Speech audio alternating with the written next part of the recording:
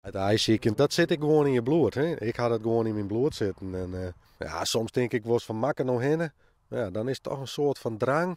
Ik moet er toch even heen en te zieken. En, dus ja, ik ben elke keer eigenlijk wel ontzieken van de eerste. En ja, dat is natuurlijk ook een beetje geluk aan natuurlijk. Krekt van het weekend vond Theo Roosendaal in het Boetenveld het eerste liepaai van Dantumadio. Hij moest daarom krekt even wachten op zijn onderskiering. Vrijdagmiddag dan is het gemeentehuis gesloten. Dus man die nemen ze wel contact op en zat dan aan, dan ben we krekt even bij de burgemeester geweest. Alsjeblieft. Ja, dankjewel. En het vindersloon. En dat is 15 euro. Die dag is krek, dan krijg je bier verkeerd. Hier wie ze ontlottering, dan zien ze dus dat het aai zakkert. Dan is het een vast aai. En dan weten ze dat het goed is. Nou, dat leider.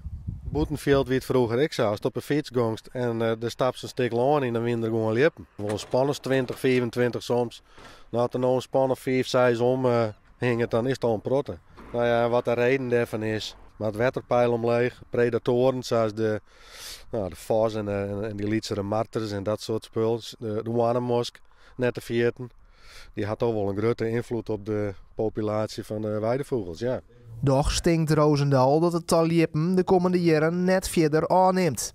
Hij maakt het hem wel botzwargen over de interesse van de jeugd. Die komt nog in principe net met in het veld, want ja, als je niks vindt, de eerste ziekje is natuurlijk, ja, er zijn maar een paar mensen die dat echt heel leuk vinden. En die jeugd die wil graag wat vinden, nou ja, dan is dat weer sluiten.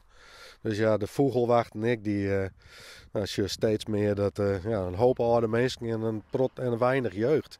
Ja, dat is heel erg jammer.